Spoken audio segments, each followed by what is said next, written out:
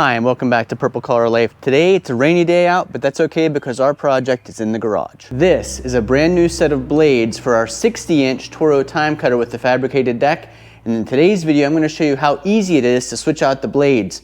Now, I'm saying it's easy because I know the process, but I've actually never done this. This is our 6th summer mowing with the Toro TIMECUTTER, and we've mowed a lot of different cemetery, yard, lots of area, and we don't live in the best area for blades. So you'd think, we'd hit little stubble, we hit sticks, we hit gravel along the edge of the driveway.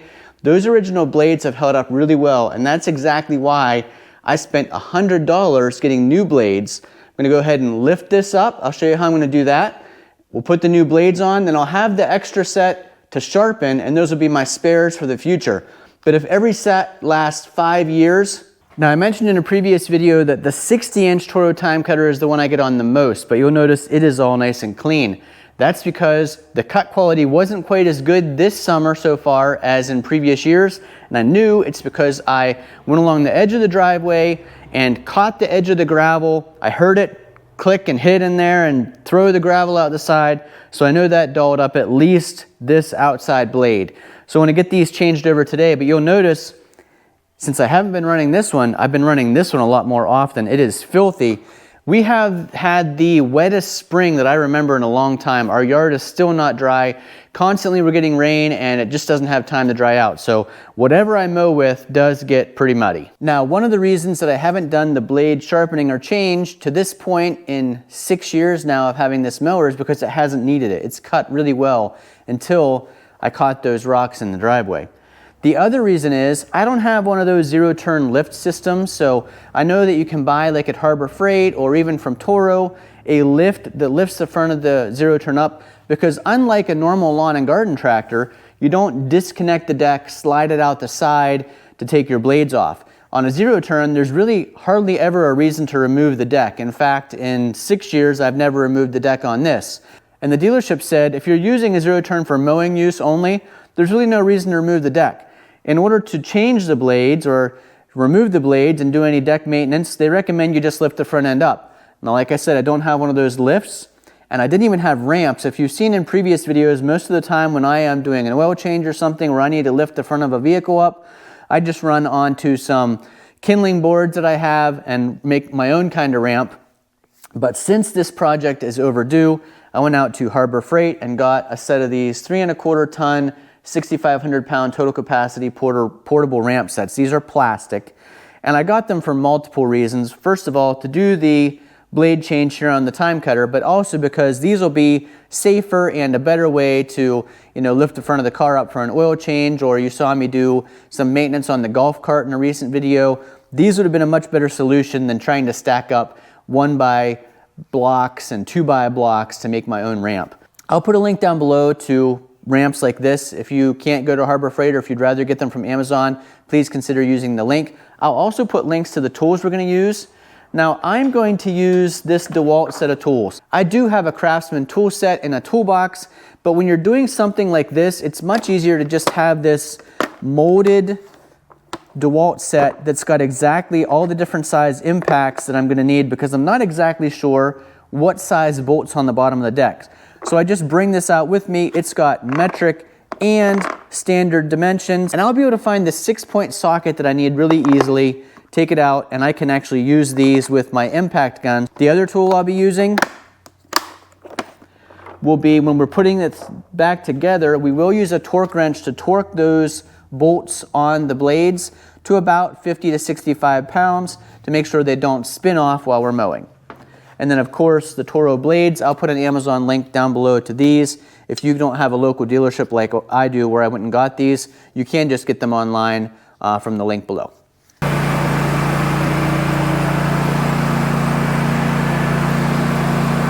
Now, you'll notice I didn't pull all the way up to the front of the ramp, and that was for a reason.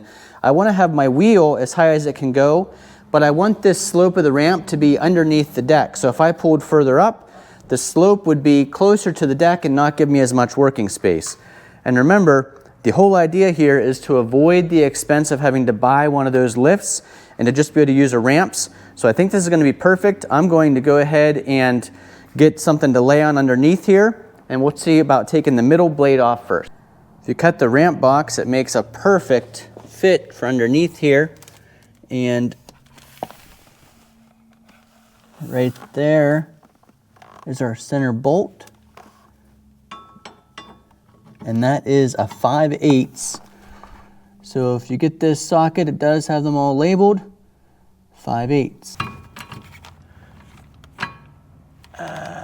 Not quite enough height.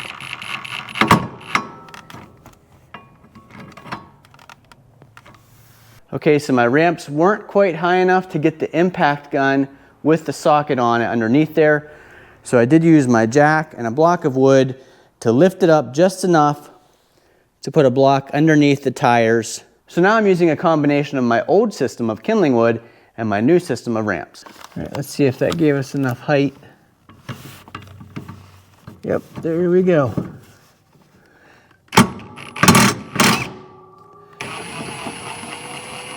And the reason you want to use an impact gun is because a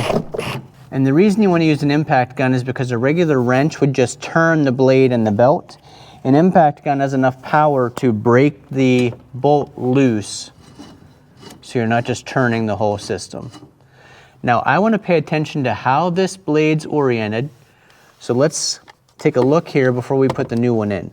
This process would be the same for other Toro time cutters, but this 60-inch one in particular, this set of blades is for a 60-inch, and you can see that part number right there, 115-964903P. Here's our nice new blades. They do have the part number stamped on them, if you can see there, 115-9649. All right, so since I want to orient this the exact same way, I'm going to see just how it goes. Lay it underneath exactly oriented the same.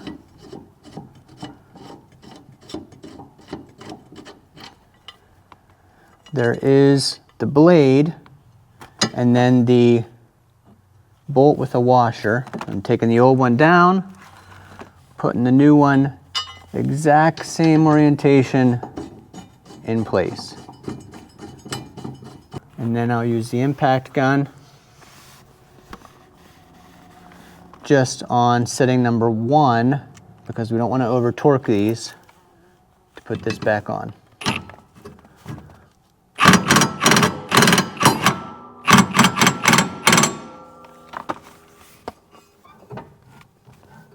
Now, one of the reasons I really wanted the ramp system work is because you can see it gives me full access here to the front of the deck. With some of those lift systems, they completely block off the front of the machine. So you're trying to get to that center blade from a side, which is not as easy as just right here underneath the front.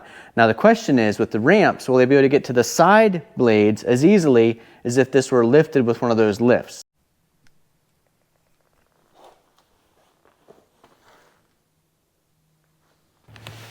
See over here, it's a tight squeeze to get it loosened up.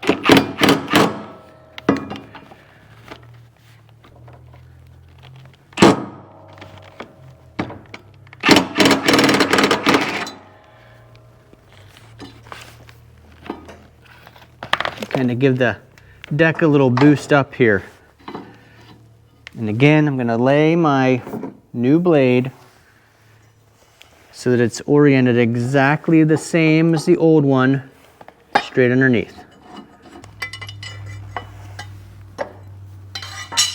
Old blade out, new blade straight up.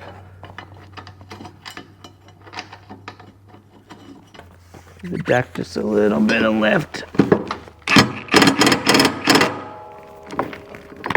So here's that blade that's been on for, it's going into its 6th year, and here is where you can see I hit those rocks. I don't know if that'll focus or not. Pretty dinged up and chipped up there. Both ends of the blades bent there, big notch out of it there. Same process, pull my blade in, line it up, orient it the exact same way. Drop it to the floor.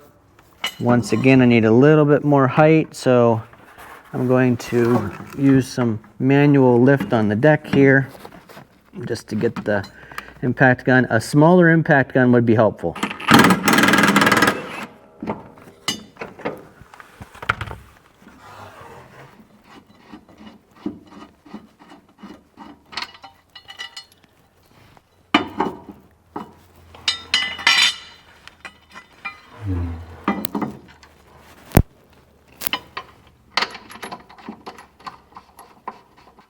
It's going to cut like a new machine.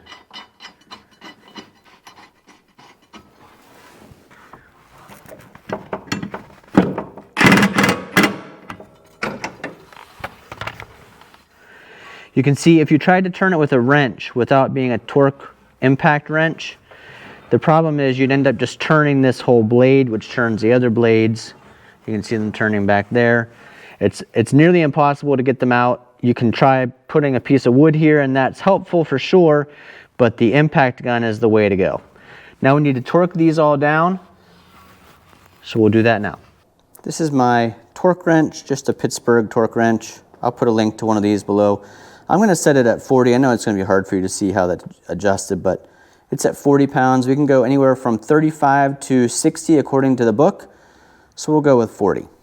I'm just going to hold this with my hand, the blade right here with my hand while I'm torquing, and I think I can get it. Yeah, we're already over 40. I hear it clicking. We'll do the same thing on the front and the other side. There we go.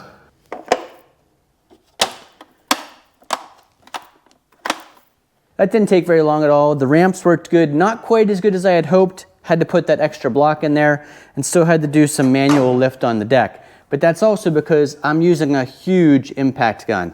This is the only impact gun I have, and this one's designed for taking the torque, having enough torque to take the lug nuts off the big F350.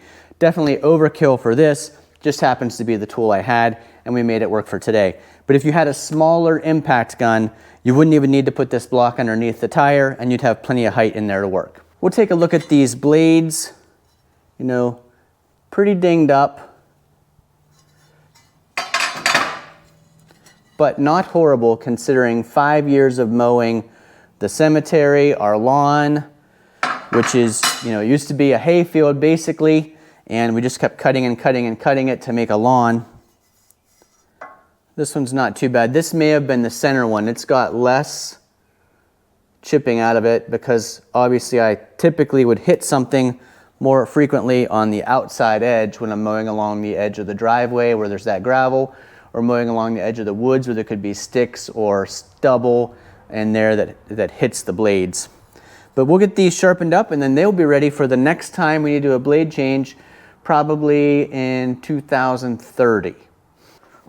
It's a big step up now.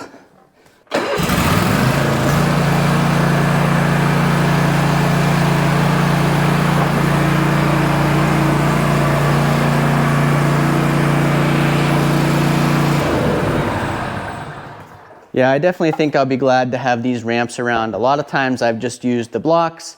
This is going to be a much better system for that. The blade change process would actually be the exact same process on our 54-inch deck on the other Toro time cutter. The difference would be you just get the other blades for the 54-inch cut. So blades are different, process is the same. Wanted to show you here in the garage, all new electrical panel, service update. You'll learn more about that in a future video. Pretty exciting. So whether you're doing the blade change using ramps like I did, or forklifts on a tractor, which I did not do, or a chain hoist, or one of those more expensive zero-turn front lifts, no matter what method you use, the process of changing the blades is pretty simple, especially if you have the right tools.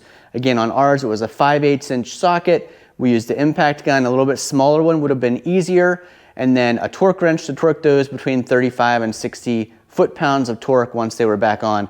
I like the system of letting the blade sit underneath, the new blade sit underneath in the exact same orientation as the old one.